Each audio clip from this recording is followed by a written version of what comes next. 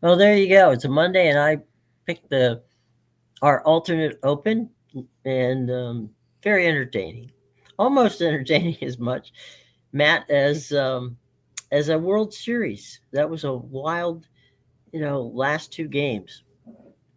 Yeah, it was. I mean, it just a seemingly improbable win from the Dodgers when Hmm. they come back to Toronto. You got two games in Toronto. Like you feel like Toronto's playing with house money when they're coming back. They Sure. won that. They won game one. They won the decisive game five. Like both of Hmm. those games are considered like heavy swing games in terms of the way the series is going to go. Right where the momentum lies. Yeah, and Blue Jays won both of them. It just didn't matter for the Dodgers. They were resilient. Better overall pitching staff. Said that a lot. But like when they got to the moment, and I think back to the extra innings game, the 18 inning game too, Hmm. because I got a very similar feel in that game seven when they went to extras. Is the Dodgers were putting pressure on the Blue Jays and their pitching staff, whoever Hmm. was coming out, and and the Blue Jays just really couldn't manufacture the same amount of pressure once they got into extra innings in both of those extra inning games. Hmm. I mean, you've got a game seven where each team has a guy thrown out at home plate. I mean, it's just, and the Dodgers did something. I think they only used one reliever. Everybody else was a starter. Yeah, I know that Justin Robleski was the. I know he was used as a reliever early. I don't know if they used anybody on the back end. They may have just went Glass No, now. they didn't. They didn't go any. That was the only other pitcher that was Yeah. pitched. It, funny enough, Justin Robleski, 2 years older than me, went to the same high school that I did. Had Really? class with him. Yep. Um, but Now yeah, you know how to go for tickets. yeah, yeah. Um, but I mean, they relied on their starters. Their starters were their best arms all season, Yep. and their starters were the arms they went to when they needed them most, as they should have. Yamamoto, pitching on that short rest, that was incredible, Hmm. really good. So I mean, Dave Roberts managed that game correctly. You Hmm. felt like, and I go back to the decision, and I get the decision, and I understand why. But you look back in hindsight, and this wasn't the only time that it happened. It happened in the other extra inning game for John Hmm. Schneider. But he pulled Bo Bichette for Isaiah Kiner Falefa Right. because he was in favor of Kiner Falefa's speed. Kiner Falefa was the one that got thrown out Right. by the force out at home because he Right. didn't give enough secondary jump. So you subbed one of your biggest bats um, for a guy who wasn't swinging it all that well in favor of his speed, and his speed didn't even pay off either. Yeah. I mean, to your point on the little things, remember that they swapped out center fielders with Perez in the Hmm. for defense, Yeah, and look, much wasn't said of it until he makes that miraculous catch like Spider-Man, um, and goes up above Kiki Hernandez and knocks him down. hmm I honestly believe, I don't know about you, but had he not caught it, I don't think that Kiki makes the catch. no, I doubt that he does. To be honest with you, Kike looked very lost. Pages looked like he was tracking the ball. Well, Um, that's exactly what happened. yeah, Yeah, so you're right on it. That and the fact I don't think Kiki I don't think he turned and he went straight at the wall. hmm And I'm thinking, he's not going to catch it. I mean, he's hmm literally a foot away from the wall, and no, he's still got his back turned to home plate. And what's he do? Make it, Willie Mays basket catch? I mean, not off the wall, no, but no. I but mean, you're right. It was like that they take, and a lot of people don't realize that, Matt. You got brought up a good point that if you're an outfielder, you know, unless the ball's hit right at you, you have to track it like a wide receiver. hmm Where's the ball potentially going to land and make that play? yep, yeah, And that's, I mean, I agree with you. He was Kiki, who is he's a good outfielder, but hmm he spun either left or right or whatever, but he was headed to face plant in that wall and lose the game. yep, he was.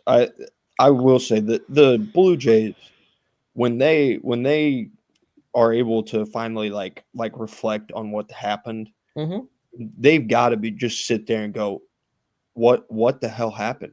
How did we not win this series? Well, they I were the better team. Yeah, and I mean it's an extremely valid question. You go back, you have a chance, bottom nine, Mm-hmm. game six, runners on second and third, one out. Mm-hmm. You hit a pop fly, you tie the ball game up. That's Right. it. Instead, you get doubled off at second on a liner to left, and then you go back bottom nine, tie ball game, game seven, one out, bases loaded. Mm-hmm. Just get one to the outfield, play some situational hitting, Right. and they didn't. Dodgers, they say the solo home run isn't something to be scared of. It can't hurt you, but it was the death of the Blue Jays in game seven. Mm-hmm. And then you get Will Smith coming up and putting the icing on the cake. Mm-hmm. You got a guy in the ninth inning who's batting what 225, 230. I think it was 125 Oh, was it? Oh, in the yeah. postseason. And in his post game interview, they talked about the fact that he just was in tears, going, I've been with my hitting coach every every day, and it's one of those things where I just hope that someday, sometime, I'd be given an opportunity to be in a game winning situation. Well, dude, you wanted a game winning situation, you got a game winning situation. And he hit the ball. And they asked him, were you trying to hit home run? He goes, no, I was trying to get a single to get guys in. Mm-hmm. So, Yeah. I think that clearly the Dodgers were not the best team, but they knew how to win. And regardless of whether you're good or bad, knowing how to win really is a good way of doing it. Yeah. Yeah. And I mean that's what it came down to. It really felt like in those late game situations is the Dodgers had been there before. Mm-hmm. Like the moment didn't feel too big. And Mm-hmm. in game 6 and 7, the moment felt a little big for the Blue Jays, to be honest. Mm-hmm. Like both of the scenarios that they put themselves, not scraping across one run when you have Mm-hmm. second and third, one out, and you have bases loaded, one out in the World Series, in a decisive moment in both those games in the World Mm-hmm. Series, and to scratch across nothing. They got 0 runs out of either of those scenarios. Right. It's inexcusable baseball, really, from the Blue Jays. And as much as it's inexcusable baseball from the Blue Jays, it's good situational pitching from the Dodgers as well. And they Mm-hmm. being able to at least in game 7, I think about the situational pitching and the way they were able to get the outs that they needed, forcing Mm-hmm. ground balls. Alejandro Kirk, you got him to ground into the double play. Mm-hmm. You got the ground ball to Rojas where he was able to make that play at the plate. Mm-hmm. So it's the situational baseball, and the Dodgers were a better situational baseball team in the ninth inning in game 6, and they were a better situational baseball team from about the 8th inning on in game 7. Mm-hmm. And you just sit there and go, the Blue Jays were the better team. The Dodgers win the World Series. Mm-hmm. Uh, and that happens a lot. So, and not just in baseball, but in football and basketball and other sports. It's sometimes the team that has the grit and has the experience ends up beating a team that they should have lost to. Yeah. So it is what I will go on record saying it's one of the best World Series I've seen in the last decade. Mm-hmm. Yeah. I mean, There wasn't a time during any of those games except for maybe the one little blowout. And I guess the game 2 is a blowout. mm-hmm. So 6 out of the 7 games were nail biters the whole way through. Yeah. I think what was it? Was it game 5 that was 6-1? There was one of them in LA that was 6-1. Yeah. Yeah. So that was really the lone kind of like snoozer, I guess, Mm-hmm. which wasn't really even much of a snoozer. Got off to a hot start on that game. But Yeah. It was some good baseball. Just mark your calendars, everybody. 100 days until spring training Mm-hmm. for your team, hopefully. All right, Yep. moving on. Saturday. Interesting day The Gators in Georgia played a heck of a game, um, and you know, it was interesting because Langway, he just couldn't seem to hit the guys that were open. I don't know why, but he short armed it, or he overthrew them, or whatever. Yeah, You know, and I Georgia came away from that game. You know, they could have lost that game mhm. just as easily as they won. So what I said all of last week was that Florida still had the talent and that Right. they very much could hang with this football team, Hmm. especially the way that football is now.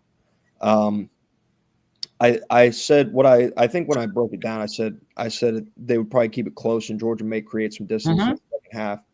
That didn't happen. The highlight of that game, or at least the highlight of that game for most of your common fans and the way people view it, is going to be the refereeing. Hmm. And they view the refereeing as once again going heavily in favor of Georgia. There is a certain aspect of people not being able to put the blinders on and look at things objectively, because I go back to I look at the catch call in the Florida game Hmm. and the non-touchdown call in the Auburn game, Hmm. because those are the two that people talk about most often. And I think about the way the game is refereed now. It feels like now more than ever, refs are inclined to let a play go on or make a Hmm. call with the feeling that they can be saved in review. Like it feels Hmm. like they call a game very safe. So, in Auburn, they let that play go. There wasn't enough to overturn it in replay. Hmm. Same thing with the catch on Saturday. There wasn't enough to overturn it in replay. Hmm. So, you can complain about the referees all you want, but the matter of the fact is, when I look at those games, I can't remember what coach said it, but there was one coach that said it in the past couple of years. They said if the way you played allowed the game to be decided by one call, then you didn't play well enough to win the game in the first place. It was Saban. Yeah. So that very true, because yeah, Florida didn't get that catch, but they still had the football. They got the football right back. Like they still Hmm. had more downs to go out there and get it. They didn't do that. They didn't convert when they had the ball on their side of the field or in Georgia territory late. They didn't kick a field goal. They went for it on fourth. They didn't get it on fourth down. Hmm. Really, the only time Georgia bowed their neck. So I think that people complaining about the referees, and it's not just that game. It's people were complaining about a pass interference call in the Clemson and Duke game, and Hmm. they're like, look at how Clemson got robbed by this pass interference call. And it's like, well, yeah, that's true, but then Duke also had to go get the 2-point conversion after that. Right. They also had to score the touchdown. That pass interference didn't give them the touchdown. It Right. definitely didn't give them that 2-point conversion.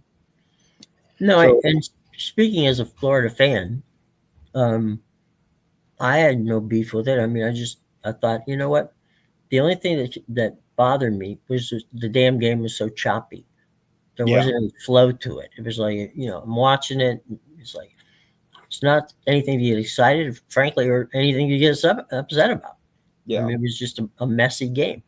But to the credit of Georgia, they they won what in essence was an ugly game, yeah, and they'll take the L, and they'll move on. You yeah. know, and so yeah, as a Florida fan, I don't see. I truly don't see how you make arguments about how the ref cost you the game. They didn't. And I think my thing is that now it's just such a tired thing for me. And I'll say this, and then I'll actually get to the football aspect of the game. Is fans, no matter what team you root for or anything like that, they always point to, like I think I saw yesterday, it was a Miami fan page had made a compilation of like 4 missed calls, and you can't see me, but I put missed calls in air quotes there, 4 Mhm. missed calls that they had that would have helped Miami out on Saturday against SMU. Like you didn't lose that football game because you didn't get those 4 calls. You lost that football game because you didn't play a complete 60 minutes. So you lose, it's the ref's fault. You win, the refs called a perfect game. it is what it is. It's just one of the more tired because it happens every time somebody loses a football game. It's how can we blame the referees? How can we blame somebody else? Before we move on to talk a little bit about the Clemson and the other games that we were just talking about, I can tell you that Florida's search committee is made up of Tebow, Spurrier, Urban Meyer, and they brought a guy in from CAA who is basically a recruiter for college coaches, and they do analytics on them. They do everything. So that's your group. Scott Strickland will make the final decision once they bring it to him, and we'll go from there. But I do know that Spurrier received a call from James Franklin asking if there was a possibility that, and I shouldn't say Franklin, it was Franklin's agent called him, and asked if they would consider interviewing him. And to the best of my knowledge, Spurrier said, "Of course, we're not going to rule anybody out." So, that's where that is. There were a couple things over the weekend where, to your point the other day, suddenly LSU went from the hottest job on the planet to the one job you don't want on the planet. Because I saw so many stories over the weekend about, the disaster at LSU, and that, they don't have an athletic director, a coach. You can pay them whatever you pay them. But if you don't have an AD, it's going to be tough to hire those other coaches that you need on your staff. Yep. Yeah. I mean, have they even compiled a search committee yet at LSU? Nope. I didn't figure they had. One final note on, you said DJ Lagway missed some passes on Saturday. I thought the in-game segment they did on his timing and his footwork was really good and really insightful, because it is true. His footwork is behind in terms of when he's set to throw versus when his receivers make their breaks. He's behind by probably half a second in terms of when he's ready and when they're ready. So I think that's probably a contributing factor. And honestly, something I'm surprised they haven't really tried to speed up on him in his time there. Because when you watch the breakdown that ESPN did during the game, it's a glaring issue that you can see. It's not something that's I didn't even notice this in the game. You watch it and you're like, okay, yeah, he is pretty slow in his drop back. And that's from the shotgun. Yeah. I don't think, I'm trying to think. I would say maybe and I might be a little high, 75% of his passes, I never saw him set. It was like he's throwing with his arm and not putting his body into it. And and you're not gonna, maybe you'll get a 5 or 6 yard completion to your tight end, but you're damn sure not going to go downfield when you don't launch the ball, with everything you got to launch it. Yeah, I mean, I look back at that pass to Sturdivant that is the controversial call, and you look at it and you look at the way he chose to play that, is he ran towards the line of scrimmage and then threw the ball. Why would he not set his feet and throw the ball? If he sets his feet and throws the ball, that's a touchdown. Yeah. There is no controversy. He didn't do that. He ran towards the line, decided to throw off platform. I don't know. You mentioned Miami. I think a couple weeks ago, I don't know exactly when it was, we said that, Mario Cristobal is a hell of a recruiter, but his game coaching skills are not necessarily there. And we just thought, well, they're going to lose a couple down the road here, and it's going to be, vintage Mario Cristobal. Well, if you wanted another vintage Mario Cristobal game, you got it on Saturday. Yeah, I will say the receiver, I don't remember. I think it was Tony that was running the route on Carson Beck's game-ending interception. Yeah. Mhm. He floated upfield. They were at like the 7-yard line. They were Mhm. inside the 10, well inside the 10. Mhm. And he floated upfield on a kind of a mid-level crossing route. Mhm. He floated upfield, allowed the DB to undercut it. So for as much as that was Beck's fault, that was also the receiver having a miscommunication. Sure. But Miami finds a way to lose again. Mhm. Down the stretch, that's been Mario Cristobal's calling card. Mhm. Not only this year but last year as well. Kind of in his time as a major college coach, because he did it at Oregon. Man, there are some high highs with Mario Cristobal. You Mhm. think back to his time at Oregon, they went into Ohio State, they beat Ohio State, then they couldn't beat Washington. Mhm. It's that turnaround. Mhm. It's you got really high highs, but man, there are some confusing lows.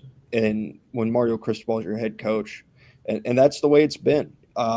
You think back to the way they lost to Georgia Tech 2 years ago. That was just an absurd way to lose a football game. You think back to last year and the way they lost to Syracuse, Mhm. and they struggled down the stretch. So this is par for the course for Mario Cristobal and his teams is they falter down the stretch. Yeah, they can't close. And you evoked the name Clemson, who lost Oh, another game this this year. This is kind of like, doesn't anybody want to win the ACC? mm-hmm. Well, I was paying attention. So the two of the top teams in the ACC lost on Saturday. I Mhm. said the entire top of the ACC went on the road. Right. That was true. 2 out of the 4 lost. Louisville went on the road to Virginia Tech and they won. Right. Um, and Virginia went on the road to Cal and they also won by 10, Mhm. which I thought was very telling because that's a cross country trip. That's a tough road trip for Virginia. And then obviously Georgia Tech went to NC State, and Mhm. honestly, they got it handed to them at NC State. And yeah, and which nobody was had that on their bingo card. That No, was unless you're an NC State alumnus. I thought that NC State had a chance to win the football game. Mhm. I felt kind of good about an upset, but I wouldn't say good enough to be like just be like, yeah, NC State is winning this football game. Mhm. I was surprised in the fashion that NC State won that football game. They got Georgia Tech at arm's length fairly early, and they kind of kept them there throughout the majority of the game. Well, and the other aspect to all of this is that, you know, is there really a dominant team in college football at this time? It, I don't see it. I mean, maybe it's Ohio State, but um, it that's your closest answer is going to be Ohio State. yeah. And There, you're sitting there going, I don't know, maybe, yeah, maybe not. I don't know. It was 14-17 at half with Penn State. So Yeah. like it's nobody has shown that they are a juggernaut and they can't be beaten. Which it doesn't typically happen like that, anyways. Hmm. They're really good teams. Sometimes don't always give it their best, but they can still win, especially in recent past. Like there have been a lot of really good football teams that have played some confusingly close games to teams that you would expect them to just kind of go out there and handle. I think Ohio State being at home, that doesn't make you feel as good as to the Hmm. fact that it was close. But then I look back to last year, they had a close call against Nebraska, or yeah, it was Nebraska last year. They had a close call against. That was at home. They lost to Michigan, unranked Michigan, really bad Hmm. Michigan last year at home. So their struggles have come at home Right. on Ryan Day at Ohio State. What about, I mean, we talk about the ACC and I don't know if it's parody or disaster, one of the two. But over in the Big 12, you're looking at BYU and Texas Tech cracking the top 10. Mm-hmm. Yeah, with BYU, it's a curious case. I think Bud Elliott was the one on Twitter that pointed it out. BYU has one win inside of I think it's like the FPI top 30 or something like that. Right. It's some power ranking index. They have one win inside of the top 30. This It's would like also the Ken Palm version of college basketball is yeah. Utah. Yeah. Yeah, but if they won this weekend, it'd be win number 2, which would be big. But it's something that matters, and it's a team that I'll be curious to see come Tuesday night how the College Football Playoff Committee handles it, because Mhm. their reinvented mission is that they're going to look at the strength of schedule and like the people you play, and more of a whole body of work and who you've played as opposed to just record, which I think some people asked for. I think other people kind of wanted it to be record and merit based. I don't Mhm. know. But it is something that they're doing this year. And so it's going to be a very curious case how they handle some of these teams that maybe haven't lost as much as others, in the Big 12 and the ACC schools compared to some of these 2-loss Big 10 and SEC schools. I'm curious kind of where they place them. Yeah, it's gonna be interesting in the Big 12. Parity, not parity, whatever. Um, they just seem to keep you know changing the who's on top and making it an interesting league to watch, frankly, because you just absolutely have no idea. You know, one team can be a 10-point favorite and lose by 14, so you just have to pay attention. But it's very interesting to me about how the whole process has played out so far. Yeah. So, what was I going to tell you now? All right, well, excuse me. We is there any other college football? Yeah, Hugh Freeze, yeah, your that buddy was Hugh gonna be the Freeze other is gone. Uh, man, buddy, did he earn every bit of that? You lose 10-3 to Kentucky at home. You earned your firing. I mean, he earned every bit of that $15 million buyout he's getting. It was actually funny. It was broken by somebody posted on Twitter. I think it was 2 or 3 hours before the official announcement even came out that Hugh Freeze had canceled his 1:30 p.m. standing tee time at the Auburn University Country Club or whatever they call it. Mhm. I don't remember the exact name, but he had a 1:30 p.m. standing tee time every Sunday, and it got Mhm. canceled. And that was actually kind of what broke the news that something was happening at Auburn Mhm. yesterday. A crazy way to do it. Yeah, yeah, that's the old. Um, there's the old routine when uh, people are deciding who's going to be coaches. They often watch the airports. The Hmm. not the commercial airports, but the Yep. private airports where the jets come in, Yep. and they'll just sit out there and scout and figure out how. I mean, there's been a lot of coaches that you can look at, and it was broken from the airport where Yep. somebody tipped them off that wait a minute, this plane's coming in from Los Angeles. Okay, let's see who's on it. Yep. And I Uh, mean that wasn't the only P4 opening that opened this weekend. mhm, Maryland also did as well.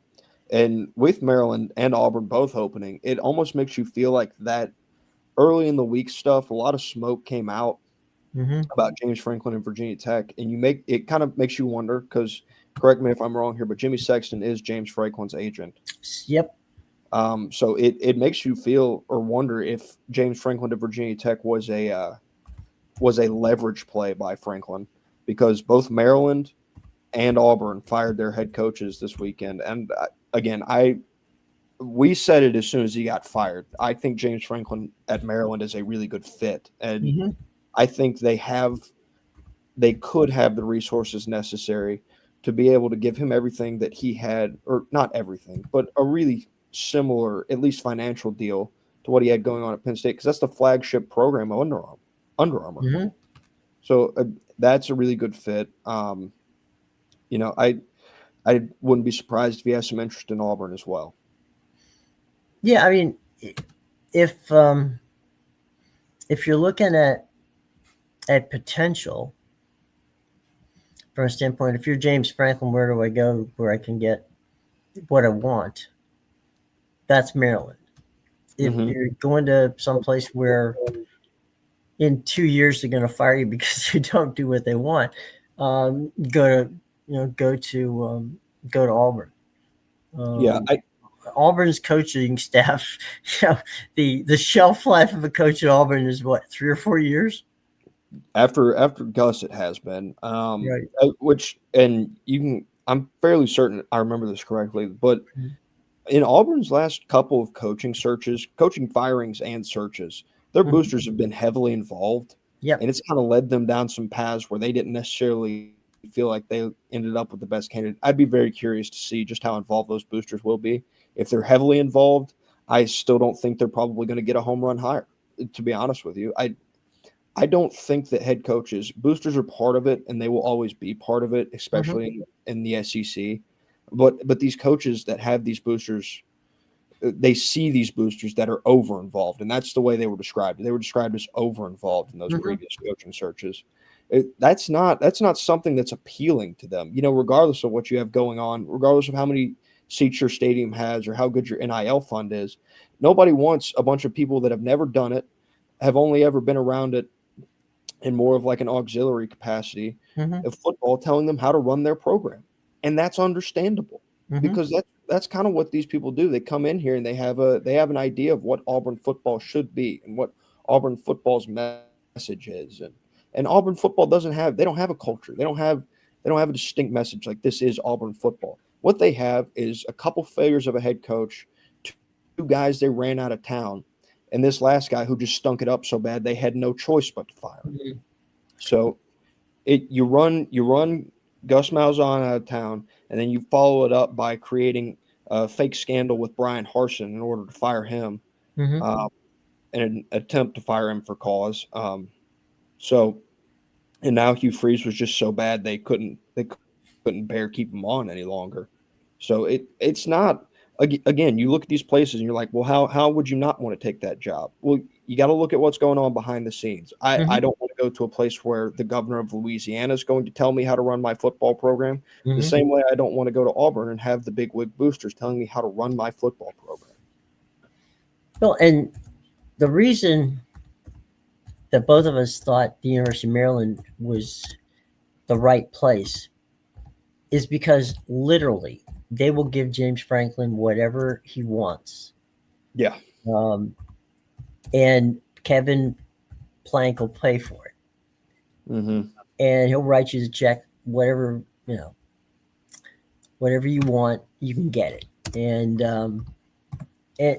and it and the expectations at Maryland has never, ever been, and we're talking about football now, not basketball. Um, if they fired Ralph Friedgen, um, who James Franklin was his assistant and supposedly the coach in waiting. And Friedgen had the year they fired him. Friedgen had a 9-win season, but Mm. there was a problem because of the president of the university. She was leaving, and the athletic director was on his way out, and so there was nothing but tumult there. And Mm-hmm.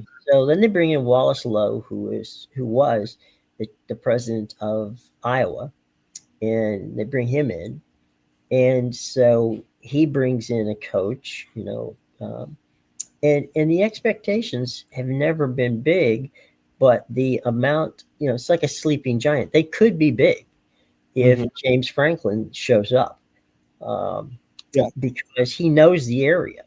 He Mm-hmm. recruits that area, ridiculously. So you could plug. I could see James Franklin getting plugged in at Maryland, win 8 games, and they'll throw him a parade in the middle of Annapolis. He goes Mm-hmm. down to Auburn and wins 8 games, and they may be looking for another coach by the time he gets off the bus. Yeah. Yeah. I mean, the fit at Maryland feels right for James Franklin too, Mm-hmm. and through all this coaching, like because so many people have fired their head coaches now, like an Mm-hmm. unprecedented number have fired their head coaches now. So many powerful of them that it's almost seemingly made all of these other programs kind of bloodthirsty in a way. Mm-hmm. Like Yeah. Tennessee's now talking about there's been people tossing things around on message boards like, should we be concerned with Josh Heupel? Like, what do we think about Josh Heupel? Josh Heupel's got Tennessee to places that Tennessee hadn't been in a very long time. Right. I'd calm down the talk on what do we think about Josh Heupel. I think the same thing could be said for Miami and Mario Cristobal. Mm-hmm. Don't fire Mario Cristobal right now. What we No. talked about in the way his teams have faltered at the back end of the season, a legitimate concern. but you're not going to find anybody who's going to come and do what Mario Cristobal has done at Miami. Same thing with Tennessee. There are these places that are good that I think just expect greatness year in and year out, which greatness year in and year out shouldn't be your expectation, I think, in this day and age of college football. So be happy with what you have if you've got a really good, consistent winner, because a lot of times your quest to go from what you believe is good to great often ends up good back down to real bad for a while. I'm going to evoke his name because I spoke to him and I don't think he'll be mad. Joe Zagacki. Joe, for those who don't know, has been the voice of University of Miami sports and for, oh goodness, at least 25 years, maybe longer. So he was there at the good times and now, then the bad times and now Cristobal. And he basically told me, he says, there's no, Cristobal, of all the coaches in the state of Florida, he probably has the safest job. Yeah. Miami has no interest in getting rid of him. The boosters love him. His players love him. Mm-hmm. They just, right now it boils down to, can they stop the self-inflicted wounds that they seemingly come up with? Yep. But you go out to Oregon, right? You ask anybody in the old Pac-12 who they didn't want to recruit against, and it was always Cristobal. Yep. He got kids out of Southern California that Southern Cal couldn't get. Yeah. So he's a hell of a recruiter. And he's become a quarterback whisperer, which is kind of a curious thing. But, he's gotten guys out of the portal who are, legit starting quarterbacks. Yeah. Yeah, I mean, his ability to recruit the portal has been very good as well. Like he hasn't really missed in the portal.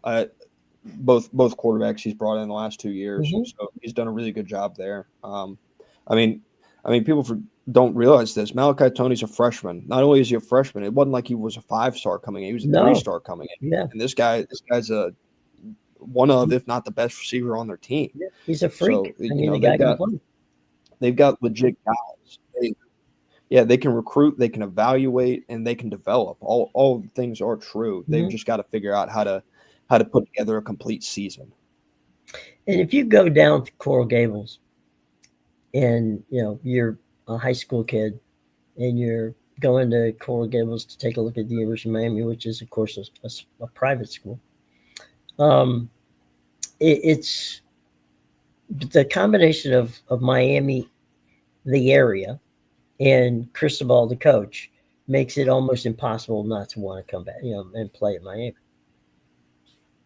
Yeah. And remember, he's got all the U guys that will come in at anytime he needs them to help close the deal. So I think that's always a really good sign. Like it seems like a sign that always gets brought out after coaches leave. Mainly Brian Kelly is the most recent example I can think of. But there are some coaches where they're he didn't have a great relationship with the former players. I think a really good relationship with former players is honestly a really good sign of just how bought in and well connected your head coach is with your university. Oh, there's no question. I mean, look at, we talk about Saban's success, there are guys who, was on his first team that, show up every week and make sure that, everybody's, happy and just, basically part of the Alabama family. And, Spurrier created that atmosphere. Bowden's created that atmosphere. Trying to think, Harbaugh, when he was in Michigan, created that kind of atmosphere. And, now Miami's got it. It's not uncommon to see, a Ray Lewis at these games, or, Melvin Bratton, or some of these guys who were superstars on those, teams that we all remember as the U. They're there, and, they'll sit down, Ward and Sapp, all of them, they show up every home game, And you're looking at an all-star team on the of alumni just standing there saying, "Hey, look, you've got the U on your helmet. That don't embarrass me." That Mhm. was that was that was Warren Sapp's great line where when he this one kid who took his place, you know, played the position that Warren played, and he wanted Warren's jersey. And so Warren at the first game comes up to him and says, "Kid, you better earn this jersey because otherwise I'm gonna have it taken off." So there's fun and atmosphere and I think that's, as you said. I mean, that culture of how many players want to come back and just hang with you. Not get involved. Just we're here. If you need us, coach, let us know. And go to practices and all that sort of thing. So it does speak volumes of the person that you're doing it. And I think athletic directors, who are looking for the next, shiny, head coach, can sometimes miss the fact that the person they're looking for is never going to go there because of the criteria that you've laid down. You're going to get a name, but is it going to be the name that you want? And I don't think that's the case. Yeah. Yeah, absolutely. So, and recruiting has changed so drastically with NIL and all that other stuff. Um, you really want somebody who's a personality. A high school kid who's got a personality, who speaks well, and academically is good. Because Miami, for all the grief that they took, Miami's not. You know, they just don't turn the other way and say no. We're going to get this kid on the team regardless of what his grades are. Yeah. So if you have to, they'll send you to junior college for a year just to get your grades up to play. Yeah, I think that's something that using JUCO to your advantage is Mm-hmm. something that people have always done. That's not anything, but it's an effective tool to use for these Mm-hmm. guys if they really want to go to the University of my. I think now more than ever, recruiting and being able to recruit, because the JUCO path is less likely and less likely unless these guys just have something that's in like a 1.5 range or something like Right. that in terms of a GPA. Because these guys can, okay, I can't get into the University of Miami. Guess who else is offering me, Mm-hmm. 6, 7 figures to go play football at their Mm-hmm. university? A litany of other P4 schools. So that it's harder than ever to really be able to recruit well at Mm-hmm. a university that has academic standards the way that Miami does and the way that Notre Dame does some of those Mm-hmm. schools. So I think kudos to them. I mean, obviously he's the head coach of the football team, and Mm-hmm. they can push some boundaries per Right. se on some of the requirements for admittance, but there's not like a endless amount of limits they can push. There is a certain point where you have to go like, all right, like we can't just let this guy in here just because he's that good at football. You know, Not to stray way off topic, because we'll get to the NFL. Fortunately, there wasn't that many games of interest in the NFL yesterday, just a few. Um, you know, I over the past couple of years, I've gotten some parents whose kids are now in high school and they're ready to, they play football, and they want to know, what is it that they need to do to get ready. So they're not quite seniors yet, so they got some time. And I tell them two things. One, have as good a GPA as you can possibly have. If you've got that ability to be a student of a 3.0 or a 2.5 or something like that, whatever, right? Get that moving. And secondly, take some sort of communication class so that you can understand how to be interviewed or how to represent the university when you're out, you know, on the road or at home for that matter. Because if you've ever looked at a college, I mean, there's the perception that they're dumb jocks, okay, and some of them obviously are smarter than others, but you look at a playbook, it's like stuttering Mandarin. Okay, you've got to know an entirely different language, and that's something you can't just hope the guy picks it up. Yeah. So Yeah. it's something to be looking forward to. So, any other games on Saturday that caught your fancy? Oh, I mean, all of them really were like that night slate was really good. Hmm. Every slate was really solid. I think noon slate maybe had it was a bit of a snoozer, but you go back to that night slate, you get that Auburn Kentucky game. Well, although it Hmm. was ugly, boy, it was funny. Hmm. Mississippi State Arkansas, good game. Mississippi State got their first conference win since when they played Arkansas back in 2023. Wow. I think they played in October of 2023. So it's been a while since they got their first conference win, but they're back on the board. Kind of similar scenario for Kentucky. They hadn't had a conference win since they beat Ole Miss last year in week Huh. 3. So they're also struggling. Arkansas is now on a run of their own conference losses because Arkansas's last conference win, Mississippi State last year. Oh my So God. there's three bottom feeders in the SEC that are just kind of Kentucky's just knocking off random ones, just kind of whenever they feel like it, apparently, to get their conference wins. But Arkansas and Mississippi State are just trading punches back and forth every year on who's breaking the conference losing streak recently. Hmm.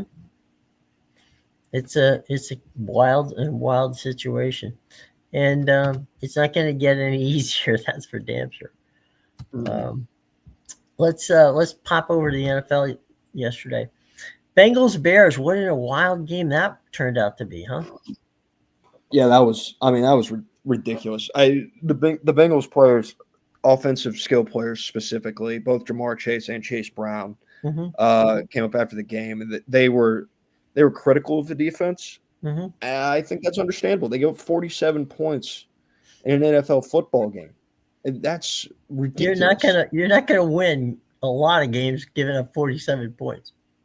No, especially not when your team gives you 42. They they, Right. they let them. They went up. They went up with like 16 seconds left in the game. Hmm.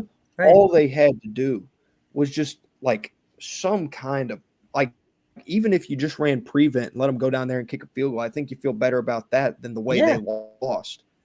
I mean, that was disgusting. So they were critical of them. I think there's going to be a lot of people that take a lot of issue with the way they handled that, Hmm. and I think it's understandable. But at the same time, you can't. You understand those guys' frustrations. I mean, they go out there, they give you 42, and you give up 47.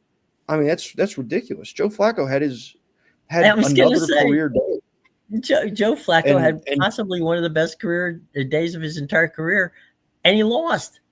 hmm and And I think at the least offense didn't do a bad job. I mean, they did everything right. no. No, I think if at least if you're a Bengals fan, this game should give you some solace in the fact that Hmm. you now know, even if Joe Burrow had been healthy, it would Hmm. not have mattered this year. Your Right. defense is that bad.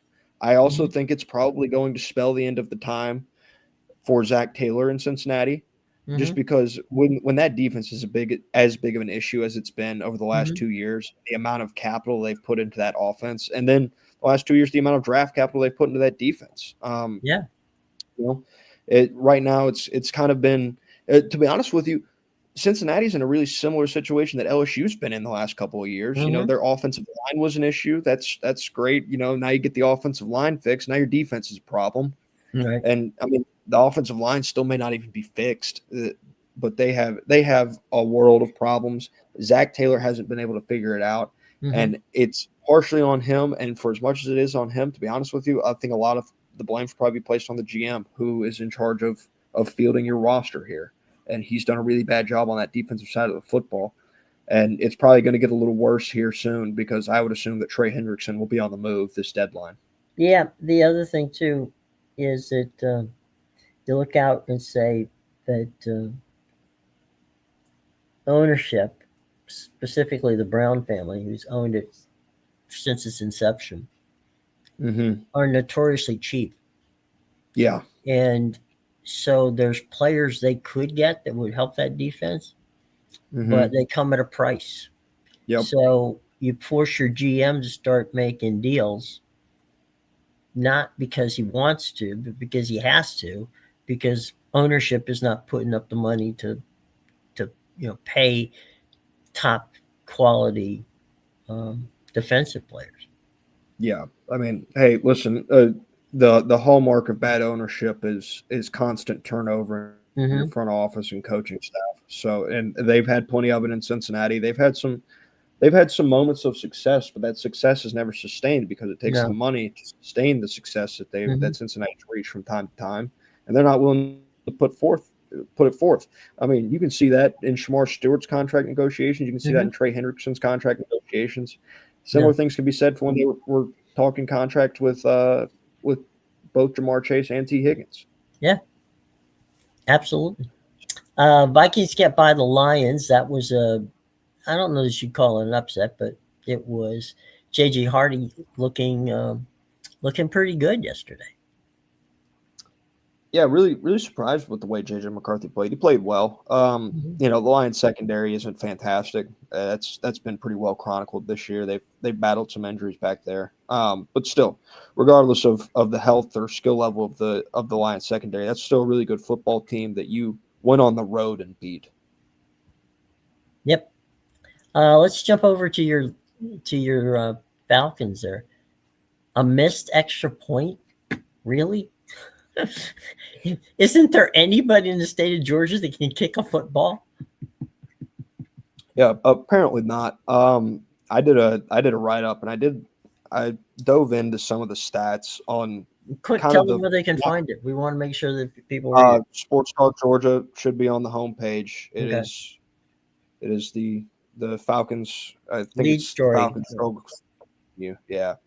Um, but yeah, they've faced a lot of the same issues. This is another outdoor game. Michael Penix's time as a starting quarterback for the Atlanta Falcons.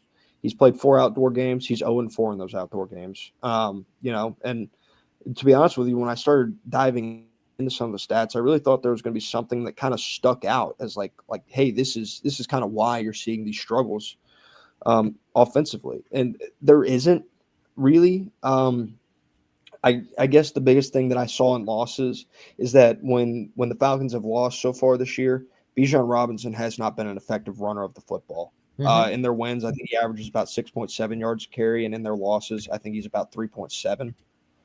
So it's a significant drop off in his rushing production in Mm-hmm. the games that they've lost this year, and that's not exclusive to outdoor. 2 of their losses have come indoor. Mm-hmm. So there's no specific rhyme or reason, but the Falcons just keep finding ways to lose football games.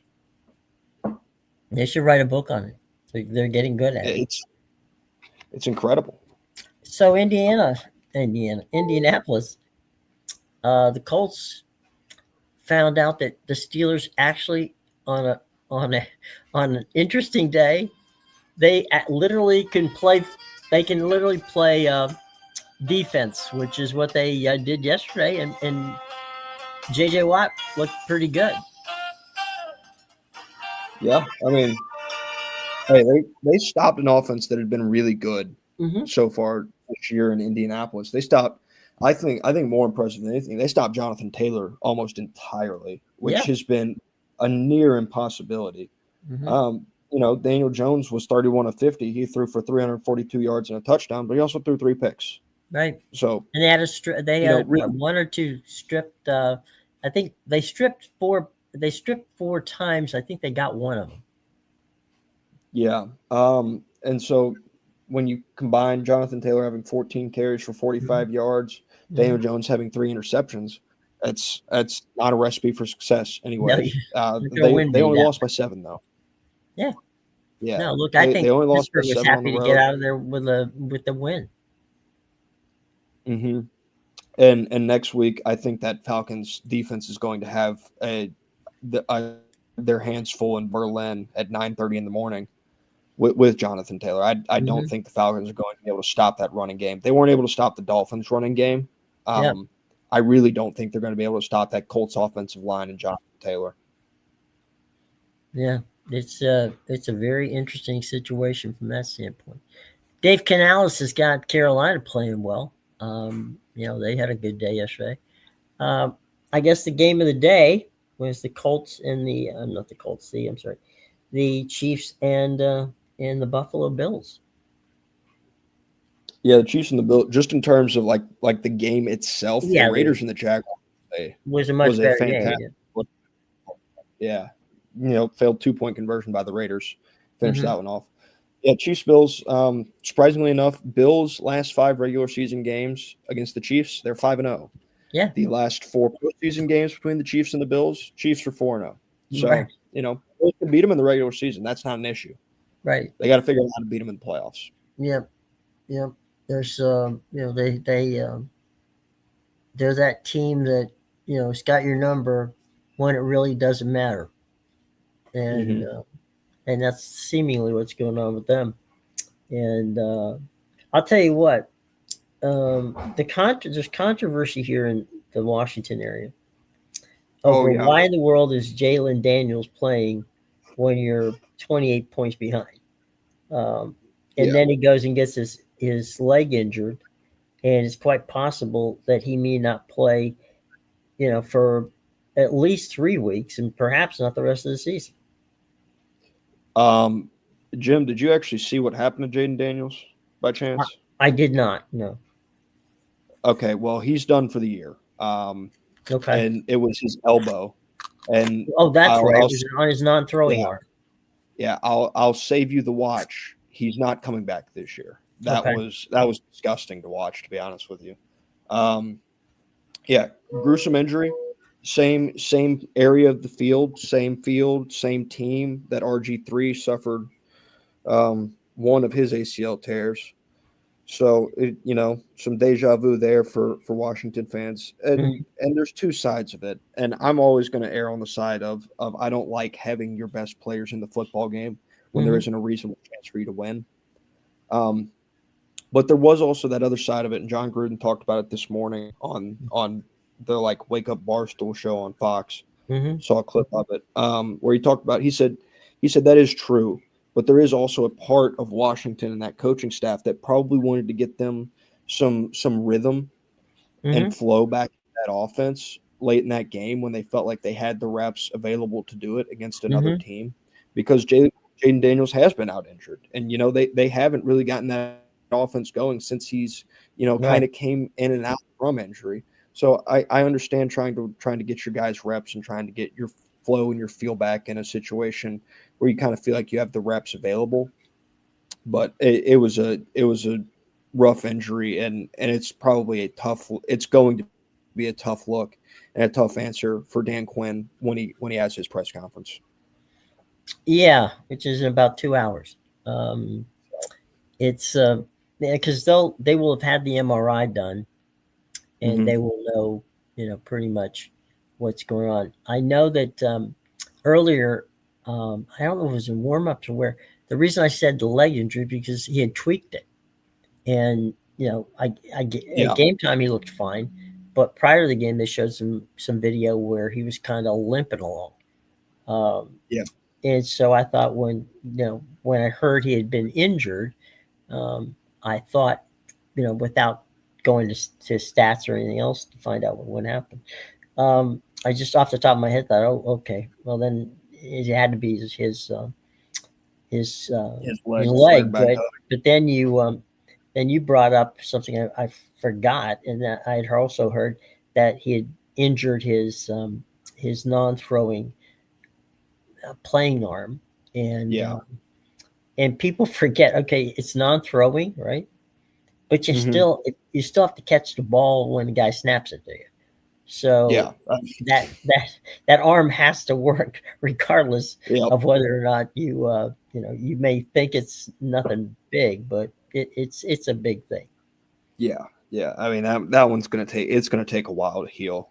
He's probably dealing with multiple fractures, potentially some tears, if I were to Oh guess. God, that's a It was ugly looking. So I did cover the RG3 game where he injured where basically ended his career.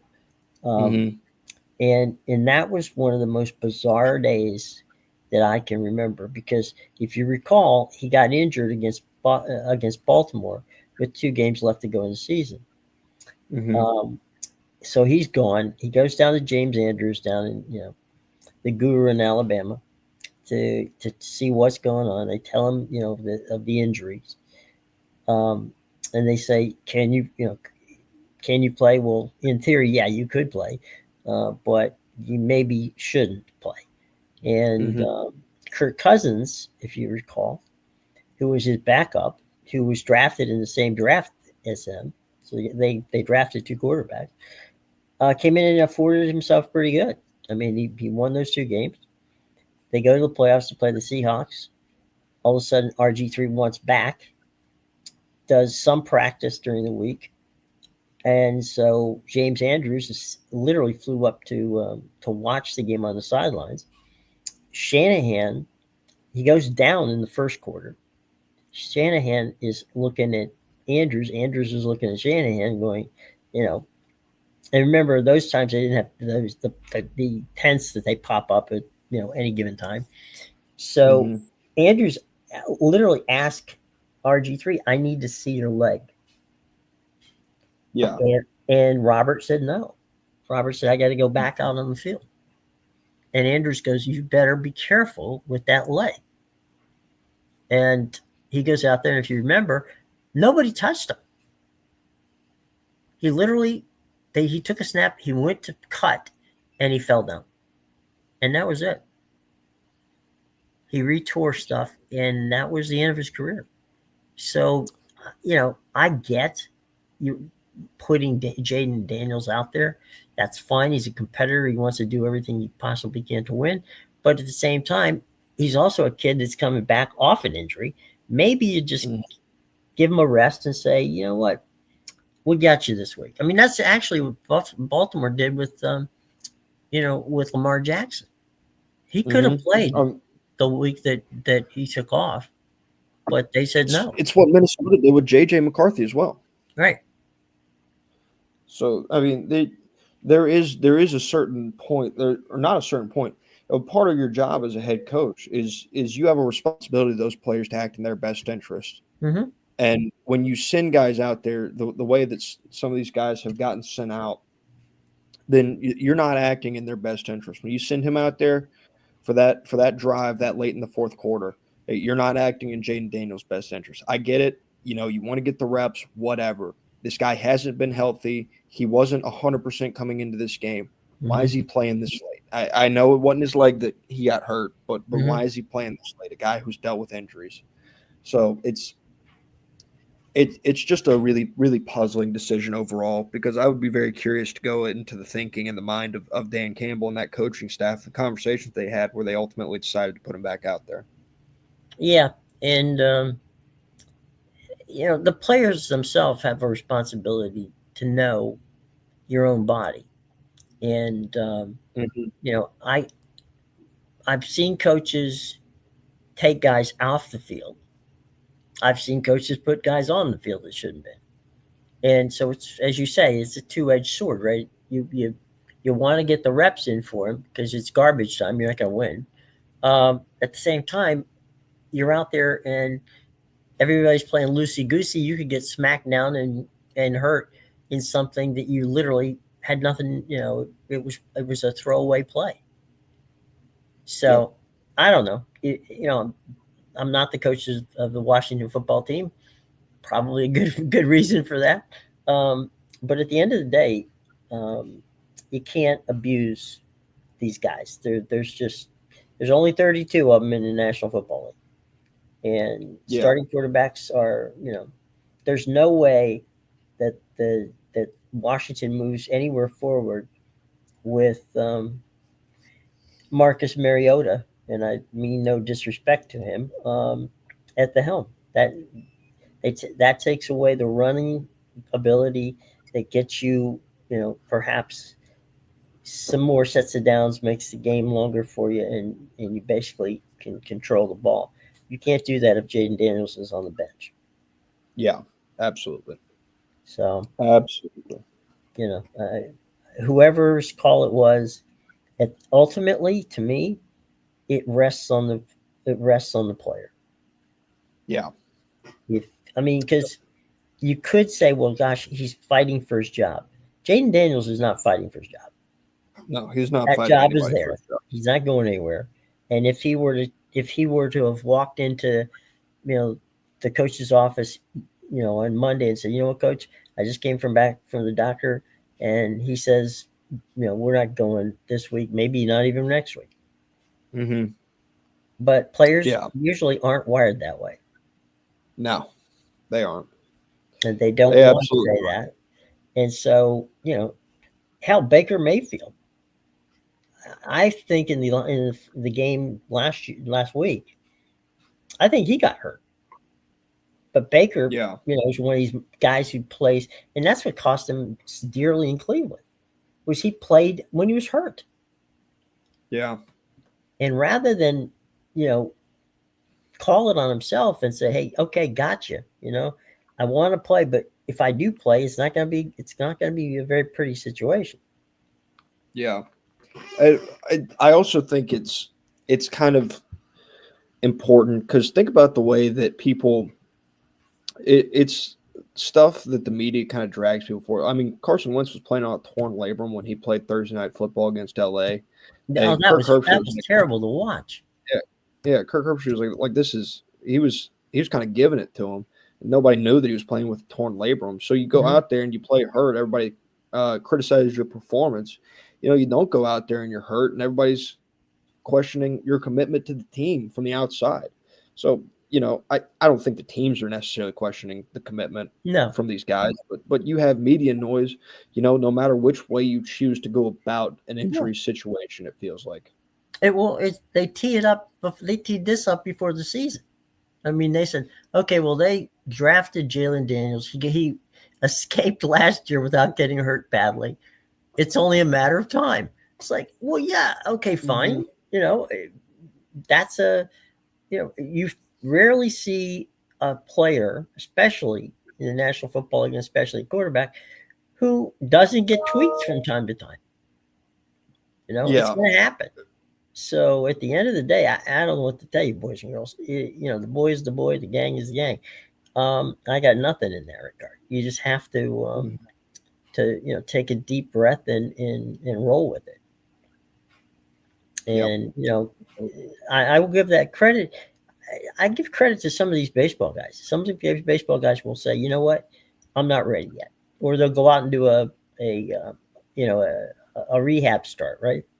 And they'll come back and they'll realize, well, wait a minute, I just gave up 4 runs to a Double-A team. Maybe I'm not ready yet.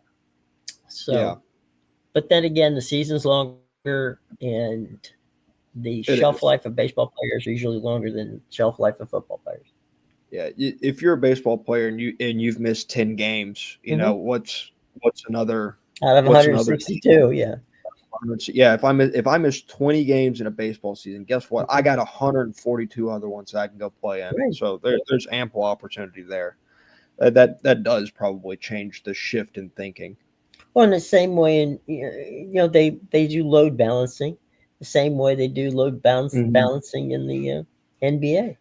I mean, you'll see times when they're either ahead or behind. They'll just yank one of the big stars out and set them on the bench and go, what the hell has happened? Well, what happened is Steve Kerr just put Steph Curry on the bench because we're up by 30 points and we're going to make it to the playoffs and I need him in the playoffs. So they're playing, they're not even that concerned about seeding. They're just get me to the playoffs and we'll go from there. Yep. Absolutely. So anyway, we got to get going here. Any last words on what's going on tonight or reflections on what happened the weekend? Not tonight in particular. The only statement that I have to say is vote Ceddanne Rafaela for the Platinum Glove. He deserves it. He had what was it like? He was top 3 in outs above average. He played 2 positions this year. He played center field, the best center field there was in the major leagues this year. And then when he was forced into second base by injuries, he played a really good second base during his time there. He is he is a piece that when you look at it, and there's probably going to be 1 to 2 guys that may edge him out, and based on what platform you're looking at in terms of defensive metrics. But when he was in center field, that entire Boston Red Sox fielding unit as a whole became a better group because Cedar Rafaela was controlling center field. He deserves the Platinum Glove. Go vote for him. There you go. Fair enough. All right. Final thoughts. I will be back along with Matt tomorrow, and we'll talk a little bit about Monday Night Football. But there's a lot of rumbling going on with regard to the potential of realignment again in college, and I, for one, have no idea why you'd want to do that right now. But we'll talk about it anyway. Y'all have a good day. Thanks for tuning in, all you folks, and we will see ya tomorrow.